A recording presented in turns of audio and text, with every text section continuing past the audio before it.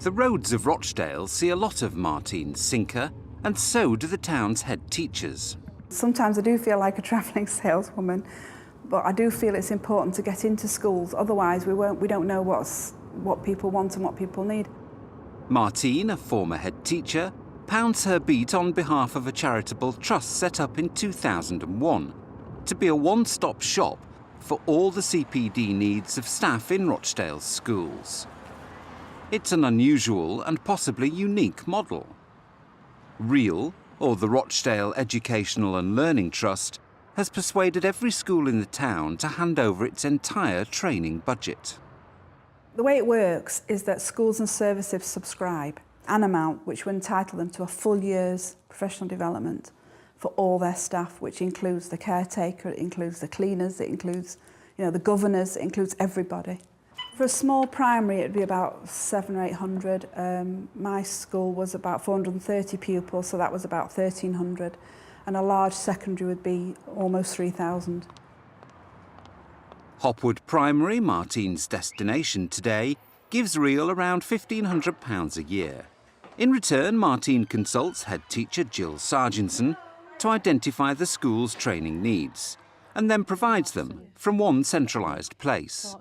And the assessment for learning that we've been doing for the last 3 or 4 years, I'd like to maintain that as a background focus in our priorities for next year, because due to staff mobility and things, we really need to maintain our work on that. Yeah, in fact, we're working with School Improvement Service. We're going to be liaising with Gateshead, who've got some really good practice, and we're going to invite the schools that have done a lot of work on this, like yourself, to be part of that network. The REAL Trust provides conferences and courses, inset days, networking opportunities, and the chance to study schools abroad. One flagship programme is called the Treasury of Best Practice. It's like a bank where customers, the schools, can withdraw good ideas. It started when I was a head teacher, and some of my staff were struggling with the idea of the literacy hour. I sent them to another similar school who had good practice, and they came back saying, well, why didn't you say that was what you wanted? So it's just a means of schools and services saying, this is what we do well, this is how we do it, and this is how we would like to share it. Alderhill School is identified in the Treasury as having leading practice in the performing arts.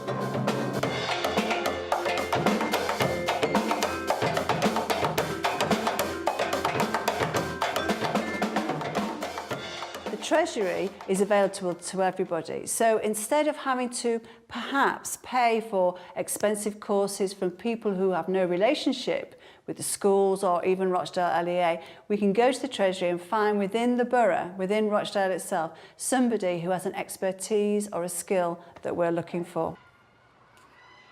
Bamford Primary School have done just that. Primary school teachers can find music a difficult subject, so Janet's offering some ideas. So we're going to be a listener and a performer first, and we're going to move to being a composer. The new thing today, though, is that you've got an instrument. I'm going to allow you at last, I know, to use an instrument. I know it's a first, and I've thought long and hard about it, and I wondered if you did deserve it or not, but I just made the decision that yes, you can. Okay. First of all, let's do our warm-up. Easy to start off with, then harder and harder and harder. Okay?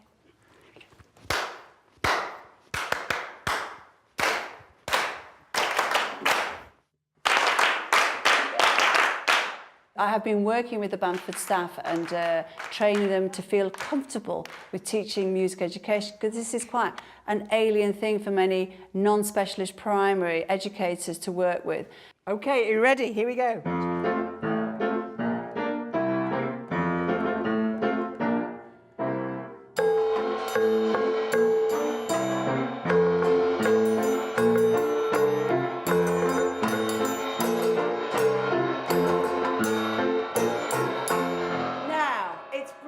As well as running inset sessions for the staff, Janet's been working with the pupils of Bamford. I'm going to use long, short and timbre. Okay? What about this? What have I done? Not lower, but... well, the sound is a lot louder. Good, so I've used loud and quiet, haven't I? This is twice the listening skill, twice. And it's twice the performing skill. Are you ready? Let's see if you can.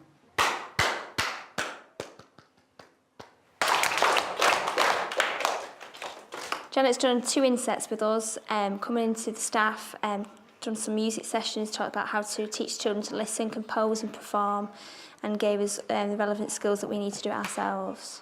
From today's session with Janet, I'm going to take away the fact that you can still do the element of performing and composing. It doesn't have to be just focusing on one strand.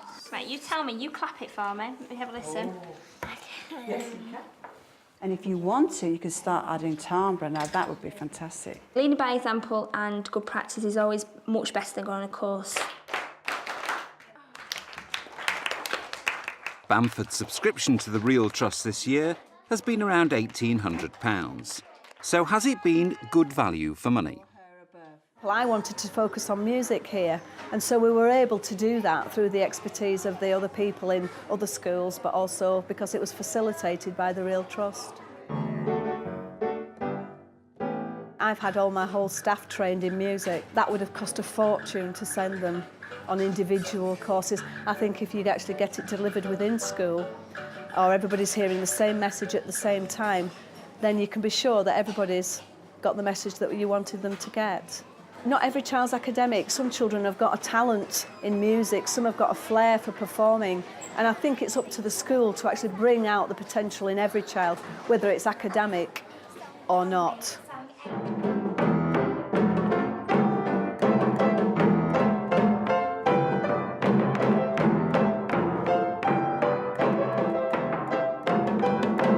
I think music lessons have become more fun, especially because we're getting to use the instruments instead of just learning about them. We do rhythm patterns and clapping, and sometimes we do songs from the whiteboard, interactive whiteboard. Music lessons are really fun and exciting because we do different things every week. It's sometimes forgotten that all school staff can benefit from CPD. At Hopwood Primary School, lunchtime supervisors took part in the Expert Trail, another resource offered by the Real Trust. The Expert Trail is a personalised learning programme that is skills and competency based. It's not a rigid set of steps to achieve. It's actually quite flexible and is in a personal learning journey. We use it in school for professional development, though it's a tool that encompasses the whole of professional development, school improvement and self-evaluation. The whole school community is involved in the Expert Trail, and that everybody has their own personal trail. That includes teachers, support staff, administration staff as well. The Expert Trail is a system for staff appraisal, which identifies individual strengths and encourages a bottom-up approach to change. So in this case, 2 lunchtime supervisors wanted to improve what was on offer to children, and using the Expert Trail empowered them to take the lead. The school dinner time obviously is a really important part of the school day. It sets the culture and the learning atmosphere for the afternoon. Jackie and Marie, in September, had dual roles. They were teaching assistants and lunchtime supervisors. And part of the school improvement plan this year was to look at the arrangements for lunchtimes. And I asked them both, as part of their Expert Trail, to actually look at those arrangements and make some changes that would be better for the children. So are you going to have tuna with a jacket potato? They worked with the administration staff, they worked with teachers, and they worked with the dinner ladies to come up with a new plan. The plan has involved changing the number of sittings that we have and also setting up lunchtime activity clubs. Whilst the actual arrangements, I suppose, are not completely radical, and what they've done, I'm sure other schools are doing equally as well, the significance of it is that it's being led and managed by Jackie and Marie, who, as lunchtime supervisors, they've been able to do it, if you like, from the shop floor, so to speak. So it's been far better that it's come from them rather than from myself.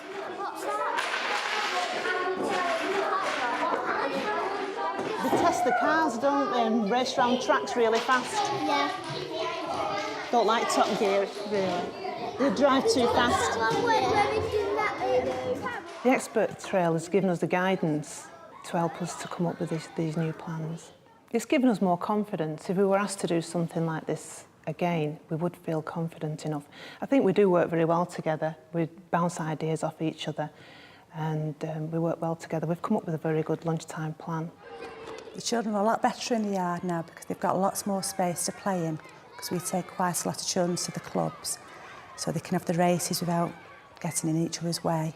And it's really nice because the children are following you around the school saying, "Miss, are the clubs on today?" So it's really nice, isn't it? Yeah, children are a lot happier. Discipline has improved at lunchtimes. The reason that we set up the trust was to establish a company, limited by guarantee, and a charitable trust that would sit within the local authority, but the autonomy and the priority setting for the direction of the real trust would lie with the schools. So in a nutshell, it's bottom up. But isn't setting up a company on a semi-commercial basis gambling with precious school funds? It's about taking the risk, ensuring that there's synergy with a company and charitable trust that sits within a local authority, and to ensure that we continually, one step ahead really, because if we're not, we have a massive indicator in so much as schools don't subscribe. If they don't subscribe, we don't have a company. You don't have to buy into the real trust, but it's a quality service that buys in keynote speakers and facilitates a lot of quality training. And so to actually try and find that provision yourself, I think would be extremely difficult to do. It's very important that the schools all buy in, and they all do. As they all buy in, we now have a collaborative pooled budget in which we can do much more than you would do if you just had one budget from a school. It's very, very important to us that we ensure that we don't stay still. So as new things come on stream, we're able to draw on a large group of facilitators, both within the local authority, outside of the local authority, internationally as well, and provide a much fuller programme of CPD. The only disadvantage is that you can bring a horse to water, but you can't make them drink. So we're out there, but we can't go where we're not been asked to go. For little fingers. It is still the case that many authorities impose courses or units of work on staff. The big difference with the real trust is it comes from the grassroots, that we identify what we think is needed, and therefore it's much more targeted. I'm quite passionate about this. I really believe that we should trust the teachers as professional, heads and service leaders as professionals, and people know what it is they need to do. The head teachers in the schools actually have control of the real trust and have a lot of say on what actually goes on, what courses are provided, what network learning. We have a creative group that meets with the directors of the real trust and actually says what they want to see on the programme, and it does materialise. People are your biggest resource, and that you could have the best stocked library, the best ICT suites, but unless the people who are using those, who have to teach with those resources, if they're undervalued or if they're not trained, then you may as well open the grid and pour your money down the drain.